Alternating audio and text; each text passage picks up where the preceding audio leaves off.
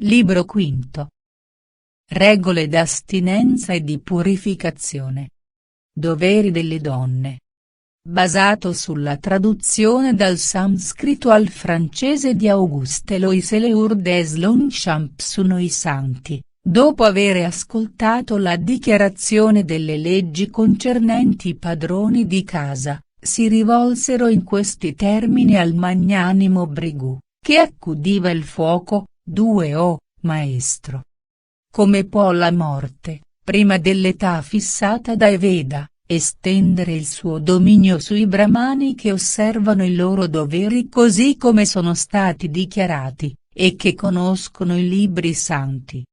3. Il virtuoso Brigù, figlio di Manu, disse allora a questi illustri santi: "Ascoltate quali sono i motivi per cui la morte cerca di distruggere l'esistenza dei brahmani. 4. Quando sono negligenti nello studio dei Veda, quando abbandonano i costumi approvati, compiono con indolenza i loro doveri pietosi o infrangono le regole di astinenza, la morte attacca la loro esistenza."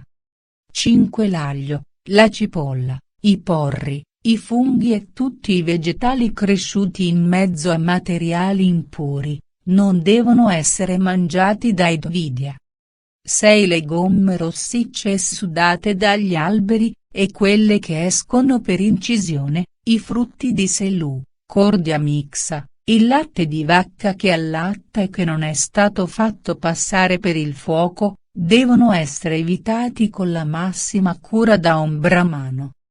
7. Del riso bollito con sesamo, del samiava, cibo fatto con burro, latte, zucchero, e farina di frumento, riso cotto col latte e un dolce di farina che non sia stato offerto prima ad una divinità, la carne che non sia stata toccata dal recitante la preghiera, del riso e del burro chiarificato destinato ad essere presentato agli dei, e che non sia stata ancora fatta l'oblazione. 8. Il latte fresco di una vacca prima che siano trascorsi 10 giorni dal parto, quello di una femmina di cammello o di un quadrupede i cui zoccoli non sono fessurati, il latte di pecora, quello di una vacca in calore o che ha perso il suo vitello. 9. Quelli di tutte le bestie selvatiche che dimorano nei boschi, eccetto quella di bufalo, quello di donna, e tutte le sostanze naturalmente dolci, ma diventate acide, devono essere evitati. 10. Tra queste sostanze acide, si può mangiare il latte di burro, così come tutte le preparazioni a base di latte di burro, e tutte le sostanze acide estratte dai fiori, dalle radici e dai frutti che non hanno proprietà nocive. 11. Che tutti i Dvidya si astengano dagli uccelli carnivori senza eccezione, dagli uccelli che vivono nelle città, dai quadrupedi, dagli zoccoli non fessurati, eccetto quelli permessi dalle sacre scritture, e l'uccello chiamato Tittiba, Parrayakana. 12. Della rondine, del gufo, del cigni, ansa, del tshakravaka, anitra rossiccia, anaskasarca, del gallo del villaggio, del sarassa, gru indiana, del radiuvala, uccello sconosciuto, del pivert, datioua, gallinella, del parrocchetto e della sarica, gracula religiosa. Questo uccello è molto docile, imita facilmente tutti i suoni, e parla con maggior chiarezza del parrocchetto. Si veda l'opera del teatro indiano, intitolato Ratnavali. 13. Dagli uccelli che colpiscono con il becco, degli uccelli palmipedi, degli uccelli che catturano con i loro artigli, di quelli che si immergono per mangiare il pesce, che si astenga dalla carne esposta nella bottega di un macellaio e dalla carne secca. 14. Dalla carne di gazza, dalla balaca, una specie di gru, dagli animali anfibi che mangiano pesce, dal maiale addomesticato, e infine da tutti i pesci che non sono permessi. 15 Colui che mangia la carne di un animale è detto mangiatore di questo animale. Il mangiatore di pesce è un mangiatore di ogni sorta di carne, egli dovrebbe quindi astenersi dal mangiare il pesce. 16 Due pesci chiamati patina, pesci del Nilo, Silurus pelorius, Eroita, Cyprus denticolatus, possono essere mangiati durante un banchetto in onore degli dei o dei manes, così come la radiva, Cyprus niloticus, la sinatonda, pesce sconosciuto, e la salaca, granchio di mare, di ogni specie. 17 Che non mangi gli animali che vivono appartati, né le bestie selvatiche e gli uccelli che non conosce anche se non sono nel numero di quelle che non deve mangiare, né quelle con 5 artigli. 18 Il legislatore ha dichiarato che, tra gli animali con 5 artigli, il riccio, il porcospino, il coccodrillo del Gange, il rinoceronte, la tartaruga e la lepre, sono permessi, così come tutti i quadrupedi che non hanno che una sola fila di denti. Questo passaggio presenta una grossa difficoltà, ammettendo che non esistono animali con una sola fila di denti.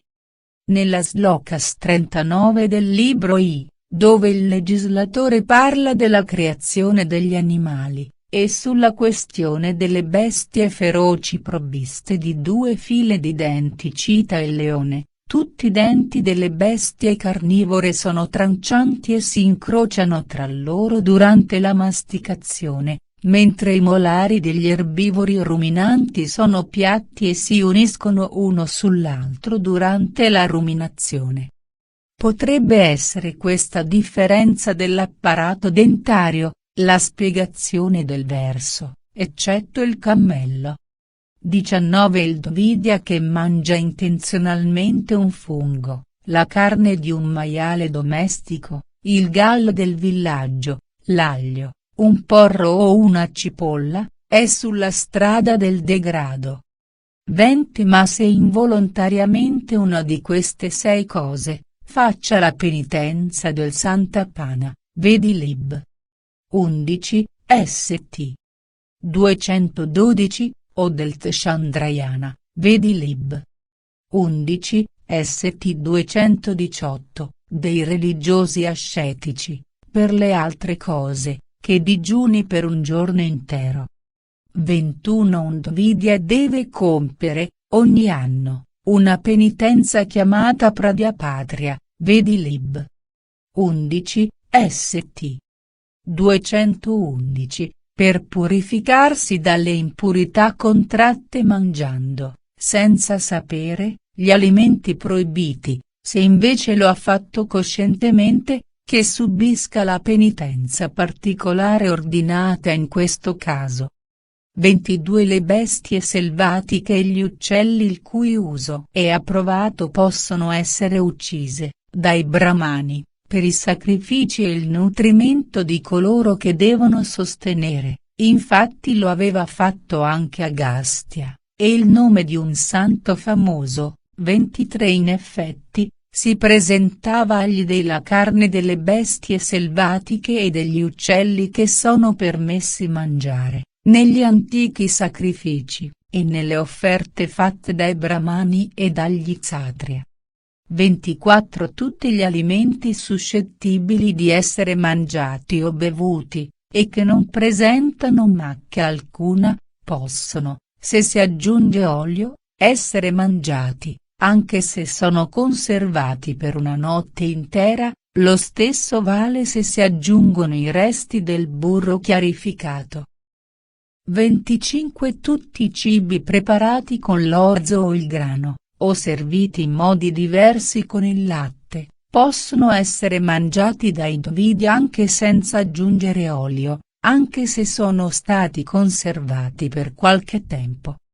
26 Gli alimenti il cui impiego è permesso o vietato ai Dvidia sono enumerati senza alcuna omissione, Ora io vado a dichiarare quali sono le regole da seguire per mangiare la carne o astenersi dal suo consumo. 27 Il Dvidia mangi la carne quando è offerta in sacrificio e santificata dalle preghiere usuali, o una sola volta secondo il desiderio del Brahmano, o in una cerimonia religiosa quando le regole lo obbligano, o quando la sua vita è in pericolo. 28 E per la conservazione dello spirito vitale che Brahma ha creato questo mondo. Tutto quello che esiste di mobile e di immobile, serve di nutrimento per gli esseri animati. 29 Gli esseri immobili sono la preda di quelli che si muovono, gli esseri privi di denti, di quelli che ne sono provvisti, gli esseri senza mani, di quelli che le hanno, i timorosi degli impavidi. 30 Colui che tutti i giorni si nutre della carne che è permessa mangiare, non commetta una mancanza, infatti Brahma ha creato certi esseri animati per essere mangiati, e gli altri per mangiarli. 31 Mangiare la carne solamente per la celebrazione di un sacrificio è stata detta la regola degli dei, ma agire diversamente è detta la regola dei giganti. 32 Colui che non mangia la carne di un animale che ha comprato, allevato lui stesso o ricevuto da altri, se non dopo averla offerta agli dei o ai manes, non si rende colpevole. 33 Il Dvidia che conosce la legge non mangi mai la carne senza conformarsi a questa regola, a meno di una necessità urgente, infatti se infrange questa regola, sarà nell'altro mondo, divorato dagli animali che ha mangiato illecitamente, senza poter opporre resistenza. 34 La colpa di colui che uccide le bestie feroci, sedotto dall'attrattiva del guadagno, non è considerata così grave come la colpa di chi mangia la carne senza averla precedentemente offerta agli dei. 35 Ma l'uomo che, durante una cerimonia religiosa, rifiuta di mangiare la carne degli animali sacrificati, quando prescritto dalla legge, rinasce, dopo la sua morte, allo stato di animale per 21 trasmigrazioni successive.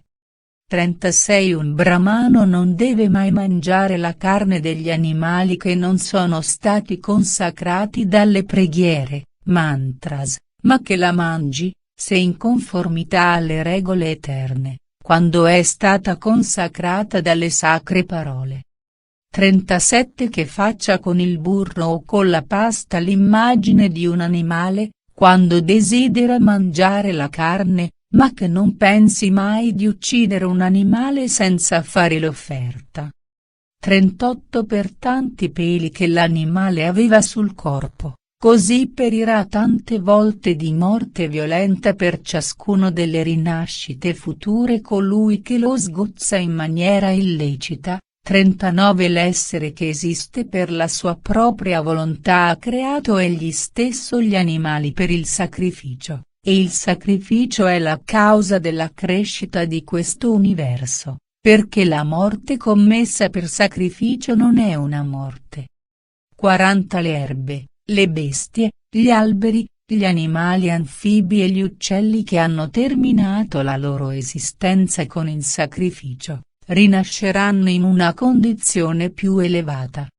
41 Quando si riceve un ospite per una cerimonia particolare, quando si fa un sacrificio, quando si fanno le offerte agli dei e ai manes, si possono immolare gli animali, ma non in tutte le altre circostanze, questa è la decisione di Manu. 42 Il Dvidia che conosce bene l'essenza e il significato della Santa Scrittura, quando uccide gli animali nelle occasioni che saranno menzionate, raggiungerà per se stesso e per l'animale sacrificato un soggiorno di felicità. 43 Tutti i Dvidia che hanno un'anima generosa, sia che dimorino nella propria casa, sia in quella del proprio padre spirituale, o nella foresta, cioè, sia che appartengano all'ordine dei padroni di casa, sia a quello dei novizi o a quello degli anacoreti, non devono commettere nessun crimine sugli animali senza la prescrizione dei Veda, nemmeno in caso di miseria. 44 Il male prescritto e fissato dalle sacre scritture, e che è fatto in questo mondo composto da leggi mobili e immobili, non deve essere considerato come male, infatti è nella Santa Scrittura che precede la legge. 45 Colui che, per il proprio piacere, uccide un animale innocente, non vedrà crescere la sua felicità sia durante la sua vita, sia dopo la sua morte. 46 Ma l'uomo che non procura, di sua propria volontà, agli esseri animati, la pena della schiavitù e della morte, e che desidera il bene di tutte le creature, gioirà di una felicità senza fine. 47 Colui che non fa del male ad alcun essere riesce senza difficoltà nelle cose su cui medita e che fa, e in quelle che pensa. 48 Non è facendo del male agli animali che si può procurare la carne, la morte di un animale sbarra le porte del paradiso, dovrebbe astenersi dal mangiare la carne senza osservare le regole prescritte. 49 Considerando attentamente la formazione della carne e la morte e la schiavitù degli esseri animati, il Dvidya si astiene da tutte le specie di carne, anche quella che è permessa. 50. Quello che conformandosi alla legge, non mangia la carne come un vampiro Pisatsha, concilia l'affetto per questo mondo, e non è afflitto da malattie. 51 L'uomo che acconsente alla morte di un animale, chi la taglia a pezzi, il compratore, il venditore, chi prepara la carne, chi la serve, e infine colui che la mangia, sono tutti considerati come avente parte alla morte. 52 Non esiste mortale più colpevole di colui che desidera incrementare la propria carne, per mezzo della carne di altri esseri, senza onorare previamente i manes e gli dei. 53 L'uomo che fa ogni anno per 100 volte, il sacrificio del cavallo Ashvamedha. L'Ashvamedha è un sacrificio dei più elevati, compiuto per 100 volte da un principe, gli dona il diritto di regnare sugli dei al posto di Indra. Questo sacrificio, puramente emblematico, il cavallo veniva semplicemente legato durante la cerimonia, ma non immolato, divenne in seguito reale, e colui che durante la sua vita non mangia mai la carne, otterranno una uguale ricompensa per i loro meriti. 54 Vivendo solo di frutta e di radici pure, e del grano che serve di nutrimento agli anacoreti, non ottiene una ricompensa così alta come quella di chi si astiene completamente dalla carne degli animali. 55 Il me, deriva dall'originale sanscrito dalle parole mam, sa che riunite formano la parola mamsa che significa carne, divorerà nell'altro mondo colui che mangia la carne qui in basso.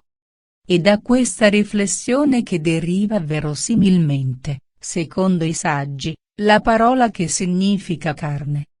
56 Non è una mancanza quella di mangiare la carne, di bere liquori alcolici, di consegnarsi all'amore, nel caso sia permesso, è l'indole dell'uomo che porta a quello, ma se si astiene è molto meritorio. 57 Vado a dichiarare immediatamente, nella maniera conveniente e seguendo l'ordine relativo alle 4 classi, le regole di purificazione per i morti e quelle di purificazione delle cose inanimate. 58 Quando un bambino ha tutti i suoi denti, o prima della crescita dei denti, se è stata fatta la tonsura e l'investitura del cordone sacro, se muore, Tutti i suoi parenti sono impuri, alla nascita di un bambino, la regola è la stessa. 59 L'impurità sopraggiunta in caso di un corpo morto è dichiarata dalla legge della durata di 10 giorni e 10 notti per i Sapinda, o fino al momento in cui sono state raccolte tutte le ossa. Quando si crema un corpo, si dispone la pira in modo tale che il fuoco risparmi qualche osso, che verrà raccolto in seguito. Rec. Asiat. Vol 7, p. 242, vale a dire per la durata di 4 giorni, o solo per la durata di 3 giorni, o anche di uno solo, secondo i meriti dei brahmani parenti del morto. Il brahmano che alimenta il fuoco sacro prescritto dalla Sruti, e che ha studiato i Veda con i mantra e i brahmani, si purificano in un giorno. Chi ha uno solo di questi meriti si purifica in 3 giorni, chi alimenta solo il fuoco sacro prescritto dalla Smriti è purificato in 4 giorni, infine per colui che non può vantare nessuna di queste qualità, si purifica in 10 giorni. Commentario. 60 Il parentado dei Sapinda, il padre, il nonno di un uomo, i 4 avi che seguono la linea ascendente, in tutto 6 persone, sono detti Sapinda. La qualifica di Sapinda finisce al 7° antenato. E lo stesso per la linea discendente per i figli, i nipoti, eccetera. Questa qualità di Sapinda è il risultato del legame stabilito per il dolce funebre Pinda. In effetti, un dolce è offerto al padre, al nonno paterno, e al bisavolo paterno. I 3 avi che vengono dopo il bisavolo paterno, possono avere la loro parte del riso avanzato dopo aver preparato il dolce. Il 7° avo non partecipa al dolce funebre. L'uomo di cui le 6 persone menzionate sono Sapinda, e anche suo Sapinda a causa dello stretto legame stabilito con l'offerta del dolce. La qualità di Sapinda abbraccia infatti 7 persone. La qualità di Samannodaka non cessa che quando della relazione di parentado non rimane traccia nella memoria degli uomini. Commentario. Vedere libro 3 St. 215-221, o degli uomini legati ad essi per l'offerta dei dolci Pinda, cessa con la 7ª persona o con il 7° grado della linea ascendente e discendente, quella dei Samannodaka o di coloro che sono legati per un'oblazione di acqua, cessano quando la loro origine e i loro nomi di famiglia non sono più conosciuti. 61 Così come sono state stabilite certe impurità, i Sapinda non devono fare la loro toilette, ma rimanere sporchi, ed astenersi di profumarsi. Devono ugualmente omettere di compiere le abluzioni quotidiane e il culto divino. Rec. Asiat. Vol. 8 p. 248, per i Sapinda in occasione della morte di un parente, le stesse siano osservate in occasione della nascita di un bambino da tutti coloro che ricercano una perfetta purezza. 62 L'impurità causata dalla morte è comune a per tutti i Sapinda, ma quella che si verifica con la nascita di un bambino è solo per la madre e il padre, per la madre soprattutto, infatti il padre si purifica con un'abluzione. 63 L'uomo che sparge il suo seme è purificato con un bagno, se ha donato la vita ad un bambino con la sua unione con una donna sposata ad un altro uomo, espii la sua colpa con una purificazione di 3 giorni. 64 In un giorno e una notte aggiunte a 3 volte 3 notti, i Sapinda, che hanno toccato un cadavere, per quali che siano i loro meriti, sono purificati, i Samannodakas, in 3 giorni. 65 Un allievo che celebra la cerimonia funebre del suo maestro, del quale non è sapinda, è purificato dopo 10 notti, ugualmente, nel caso in cui il sapinda trasporti il cadavere.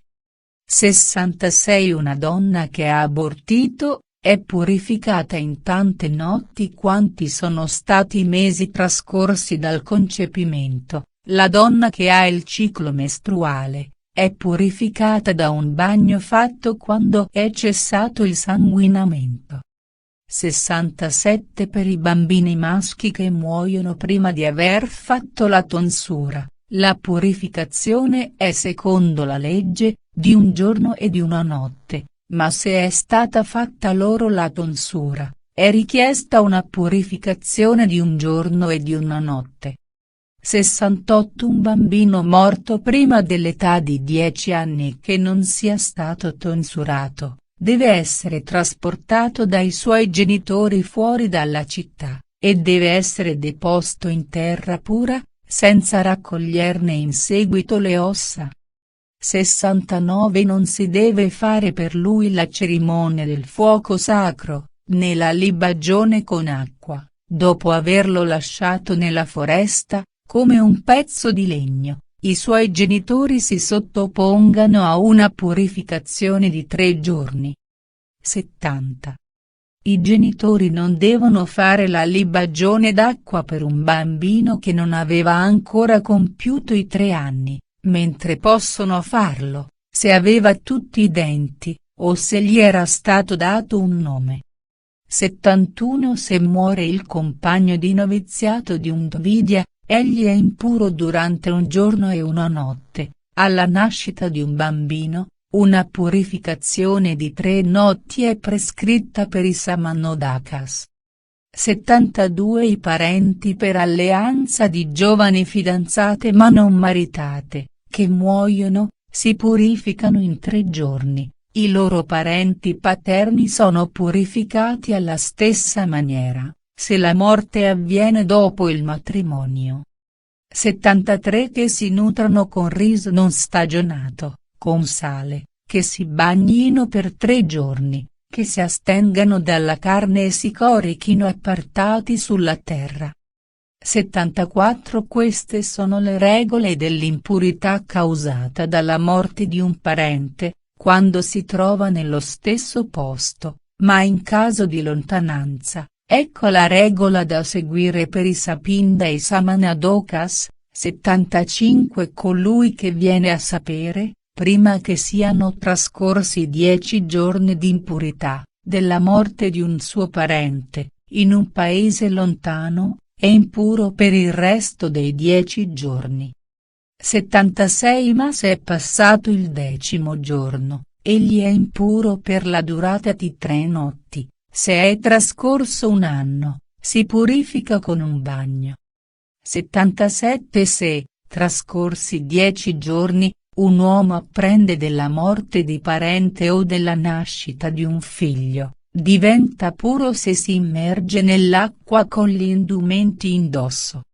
78 Quando un bambino non ha ancora tutti i suoi denti, o un Samannodaka, muore in un paese lontano, i suoi parenti sono purificati immediatamente se si bagnano con i vestiti.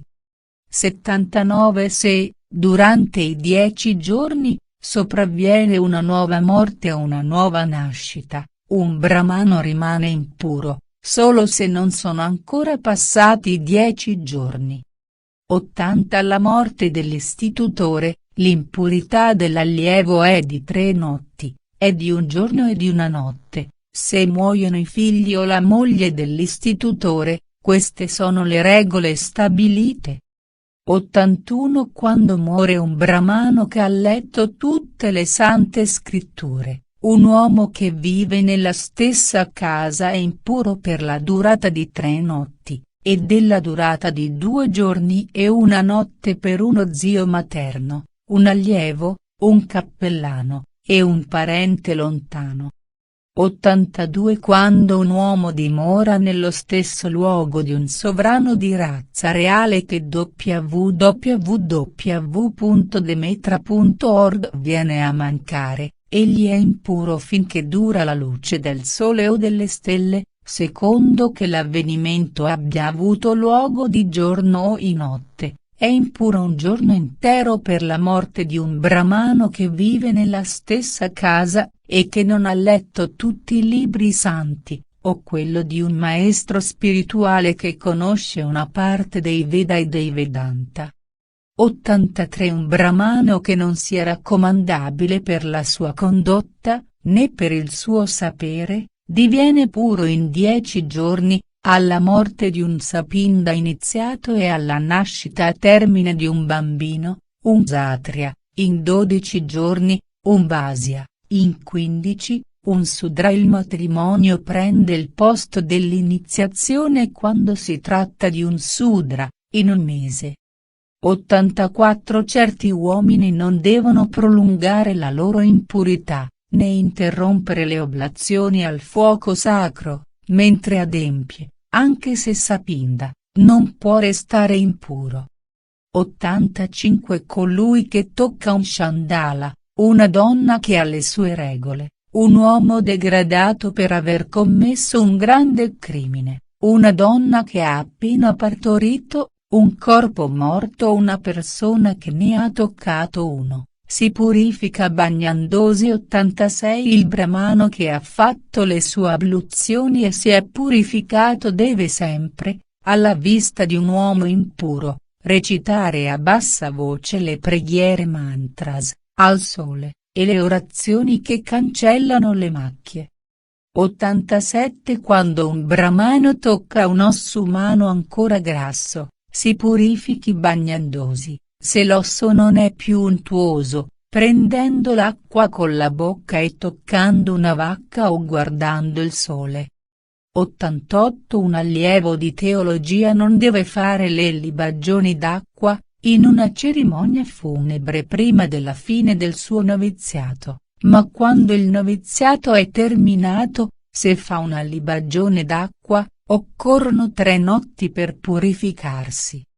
89 Per coloro che trascurano i loro doveri, per quelli che sono nati da una mescolanza impura delle classi, per i mendicanti eretici, per chi abbandona volontariamente la vita, non si devono fare le libagioni d'acqua. 90 Nemmeno per quelle donne che adottano le maniere e i costumi degli eretici, né per quelle che conducono una vita priva di regole, o che hanno abortito, o che hanno fatto morire il marito, o che bevono liquori alcolici.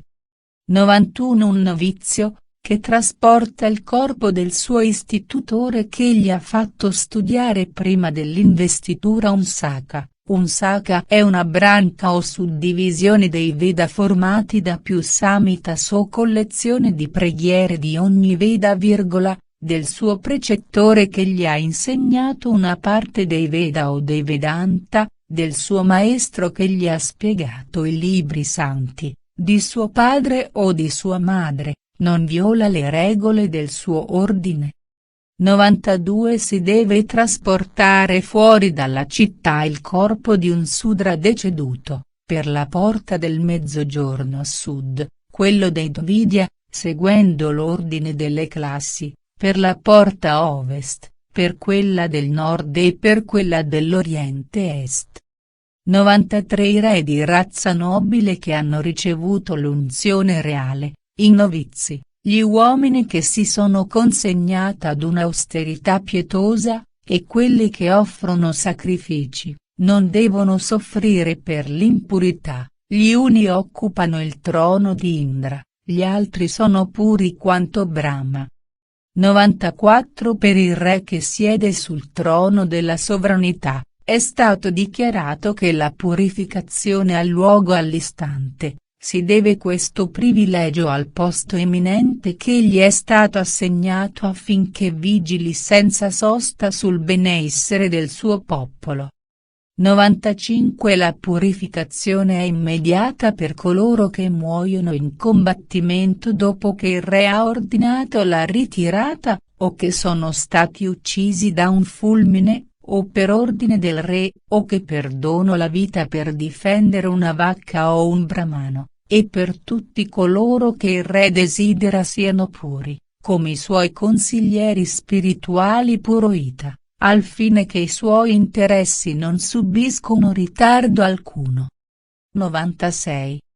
Il corpo di un re è composto da particolari emanazioni di Soma, Soma o Chandra, dio della luna, è il sovrano dei sacrifici, il re dei brahmani, e presiede le piante medicinali, di Agni, Agni, dio del fuoco, presiede il sud-est, di Surya, Surya o Arca è il dio del sole, di Anila, Anila, chiamato anche Vayone Pavana, è il dio del vento e il reggente del nord-ovest, di Indra, o Sacra è il re del cielo, presiede l'est, di Kuvera, Kuvera, dio della ricchezza, è il reggente del nord, Varuna, dio dell'acqua, è il reggente dell'ovest, Yama, Yama, dio degli inferi, presiede il mezzogiorno, i principali guardiani del mondo Lokapalas.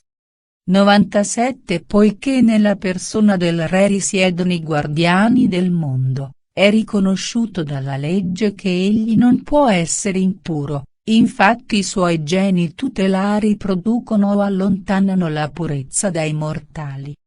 98 Colui che muore di un colpo, letteralmente, di un colpo d'arma che è stata brandita, in un combattimento, adempiendo ai doveri di un kshatriya, compie all'istante il sacrificio più meritorio e la purificazione avviene per lui all'istante, tale è la legge.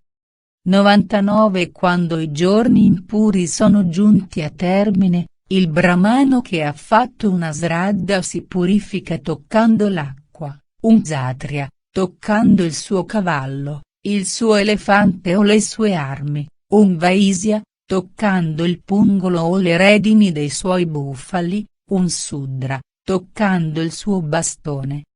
100 I modi di purificazione dei sapinda vi è stato spiegato, o capi dei Dvidya. Apprendete ora i mezzi di purificazione in occasione della morte di un parente più lontano. 101 Un brahmano, dopo aver trasportato, con l'affetto che si deve ad un parente, il corpo di un brahmano che non è sapinda, o quello di un parente prossimo di sua madre è purificato in 3 giorni. 102 Ma se accetta il cibo offerto dai sapinda del morto, occorrono 10 giorni per la sua purificazione, se non mangia nulla, si purifica in un giorno, a meno che non dimori nella stessa abitazione del defunto, infatti, in questo caso è richiesta una purificazione di 3 giorni. 103 Dopo aver seguito volontariamente il corteo funebre di un parente paterno o di tutte le altre persone, se si bagna i vestiti, si purifichi toccando il fuoco e mangiando il burro chiarificato.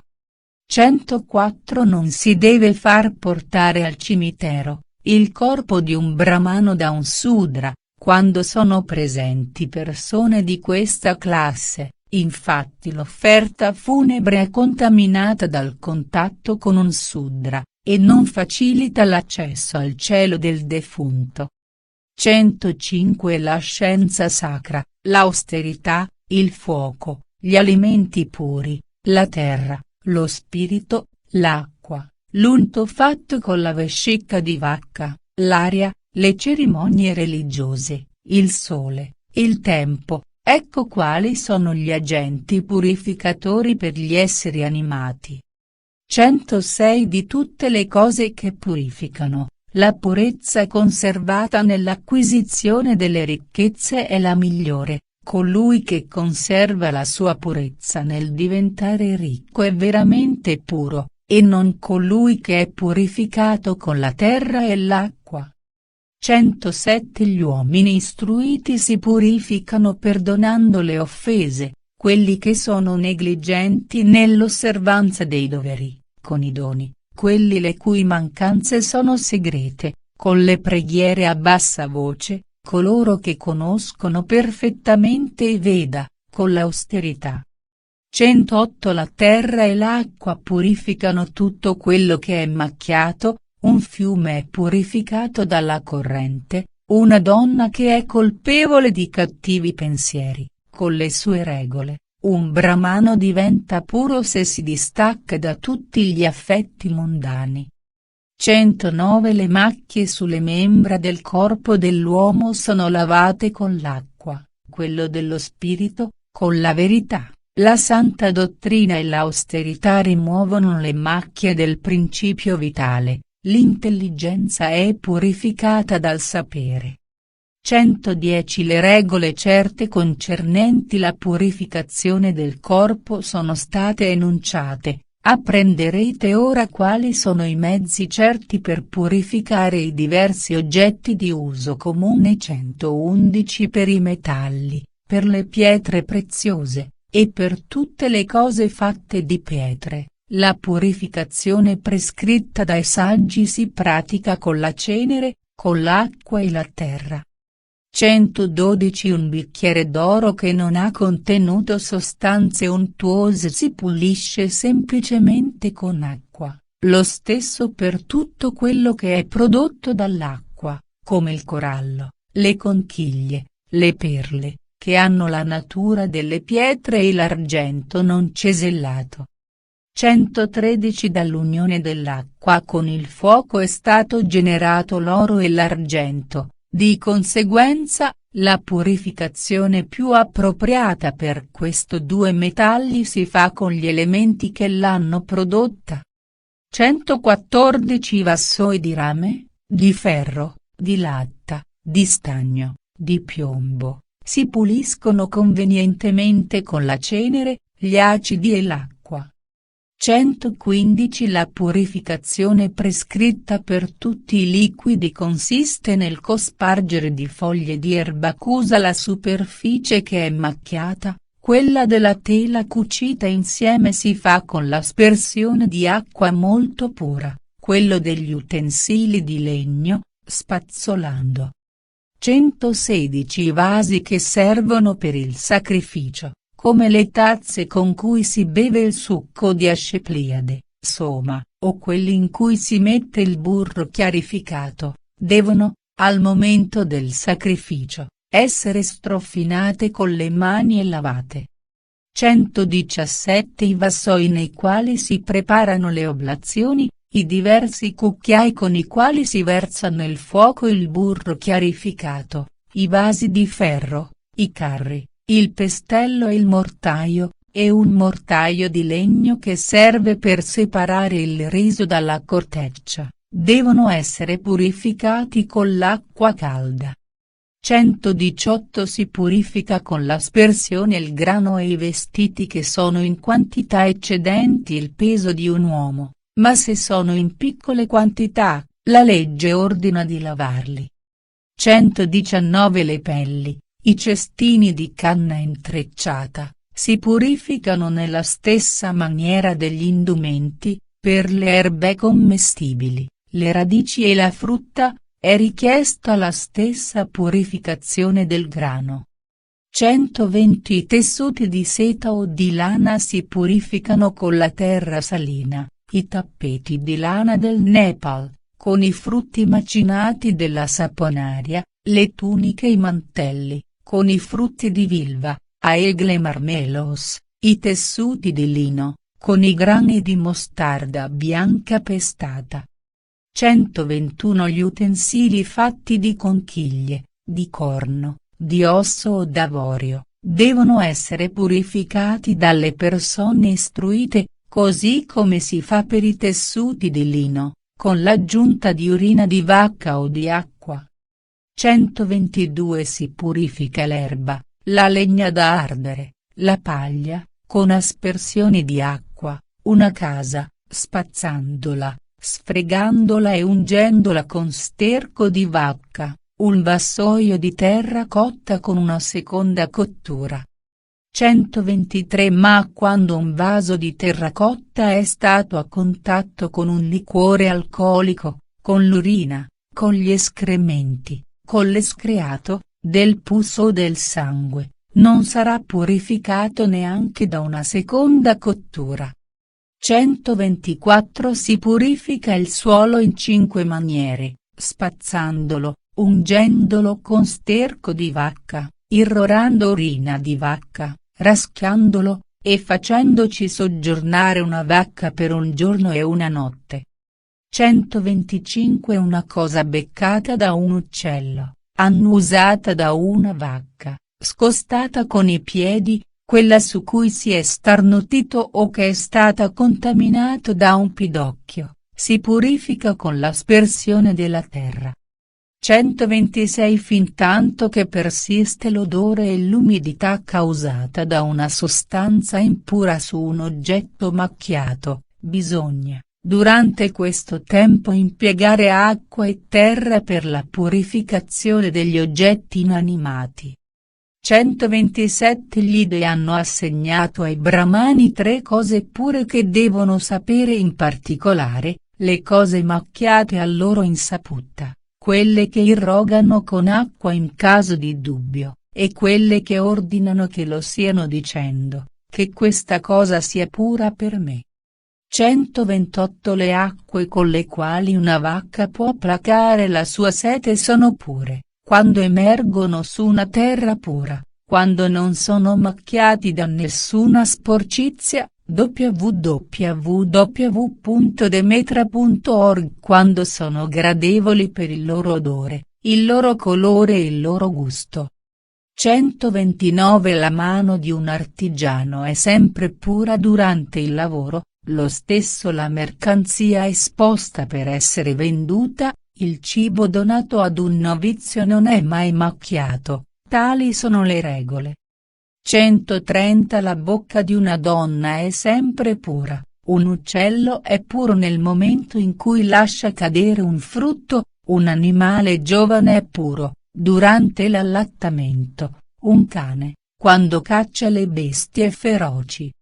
131 La carne di un animale selvaggio ucciso dai cani è stata dichiarata pura da Manu, ugualmente a quella di un animale ucciso da un carnivoro o dalla gente che vive della caccia, come il Chandala.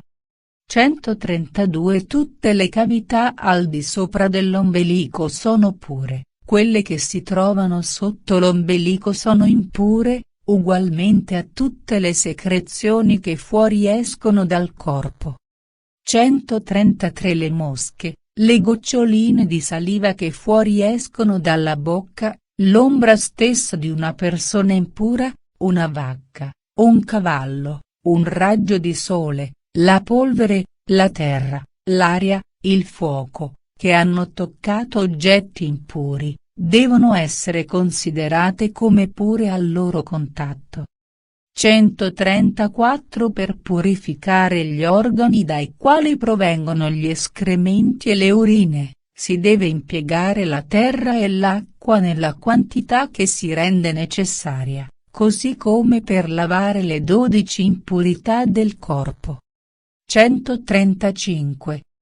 L'essudato grasso, il liquido seminale, il sangue, l'untuosità della testa, l'urina, gli escrementi, il muco del naso, il cerume delle orecchie, l'umore flemmatico, le lacrime, le concrezioni degli occhi e il sudore, sono le 12 impurità del corpo umano. 136 Colui che desidera la purezza deve impiegare un pezzo di terra con l'acqua per il condotto delle urine, ne deve impiegare 3 per l'ano, 10 per una mano, la sinistra, che è quella che si deve impiegare per questa purificazione, e 7 per le 2, o più se è necessario. 137 Questa purificazione è quella del padrone di casa, quella dei novizi deve essere doppia, quella degli anacoreti tripla, quella dei mendicanti asceti quadrupla. 138 Dopo aver deposto le sue urine o i suoi escrementi, deve, dopo la purificazione menzionata sopra, lavarsi la bocca, poi irrorare le cavità del suo corpo, lo stesso quando va a leggere i Veda, e sempre prima di mangiare. 139 Undvidya prenda l'acqua in 3 riprese, e dopo si sciacqui 2 volte la bocca se desidera la purezza del suo corpo. Una donna e un sudra faccia questo una sola volta.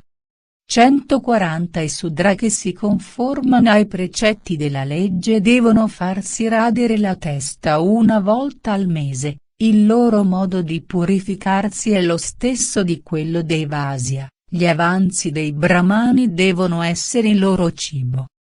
141 Le goccioline di saliva che cadono dalla bocca su una parte del corpo non lo rendono impuro, non più dei peli della barba che entrano nella bocca o che si introducono tra i denti.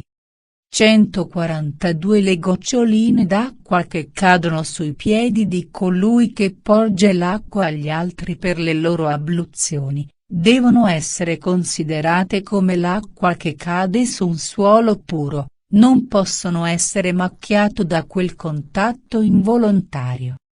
143 Chi trasporta un carico, non importa di che tipo, ed è toccato da un uomo o da un oggetto impuro, può, senza depositare quello che porta, purificarsi facendo un'abluzione. 144 Dopo aver vomitato, o dopo essersi purgato, deve bagnarsi e mangiare del burro chiarificato. Quando vomita dopo aver mangiato, deve solamente lavarsi la bocca. Il bagno è prescritto per colui che ha avuto un commercio con una donna. 145 Dopo aver dormito, dopo aver starnutito, dopo aver mangiato, dopo aver espettorato, dopo aver detto delle menzogne, dopo aver bevuto, nel momento di leggere le sacre scritture, si deve lavare la bocca, anche se è puro. 146 Vi ho spiegato quali sono le regole complete di purificazione che concernono tutte le classi, e i mezzi per purificare da tutte le macchie gli oggetti di cui ci si serve. Apprenderete ora le regole che riguardano le donne. 147 Una ragazza, una giovane donna, una donna di età avanzata, non devono mai fare nulla secondo la propria volontà, neanche nella loro casa. 148 Durante la propria infanzia, una donna deve dipendere da suo padre. Durante la sua giovinezza, dipende da suo marito, alla morte del marito, dai suoi figli, se non ha figli, dai parenti prossimi di suo marito o, in loro mancanza da quelli di suo padre, se lei non ha parenti paterni, dal sovrano. Una donna non deve mai governarsi a modo suo. 149 Non cerchi mai di separarsi da suo padre, dal suo sposo o dai suoi figli, infatti, se si separa da loro, sarà esposta al disprezzo della famiglia.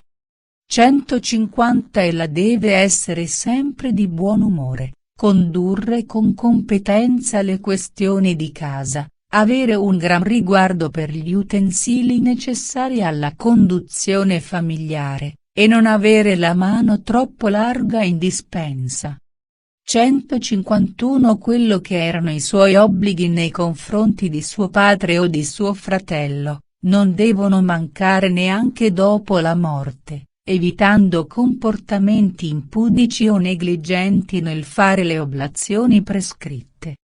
152 Le parole di benedizione e i sacrifici al Signore delle creature Prayapati, hanno lo scopo durante la cerimonia nuziale di assicurare la felicità agli sposi, ma l'autorità dello sposo nei confronti della sua donna è nel dono che gli ha fatto suo padre, concedendogli la figlia al momento del fidanzamento. 153 Il marito la cui unione è stata consacrata con le preghiere d'uso, procura continuamente qui in basso il piacere alla sua sposa, sia nella stagione conveniente, sia in un altro tempo, e le farà ottenere la felicità nell'altro mondo. 154 Per quanto sia biasimevole la condotta di suo marito, per quanto sia sprovvisto di buone qualità e si dà ad un altro amore, una donna virtuosa lo deve riverire costantemente come un dio. 155 Non c'è sacrificio, né pratica pietosa, né digiuno, riguardanti le donne in particolare, quanto una sposa è amorevole e rispettosa di suo marito, ella sarà onorata nel cielo. 156 Una donna virtuosa che desidera ottenere lo stesso soggiorno di felicità di suo marito, non deve fare nulla che possa essergli sgradito, sia durante questa vita, sia durante l'altra. 157 Che lasci dimagrire volontariamente il suo corpo, vivendo di fiori, di radici e di frutta pura, ma, dopo la morte del suo sposo, che non pronunci mai il nome di nessun altro uomo. Nelle leggi di Manu non si trova traccia che autorizzi l'usanza crudele che obbliga la donna ad immolarsi sulla pira funebre dopo la morte del marito. 158 Fino alla morte si mantenga paziente e rassegnata, dedicata alle pratiche pietose, casta e sobria come un novizio, e che si applichi a seguire le regole di condotta delle donne che hanno un solo sposo.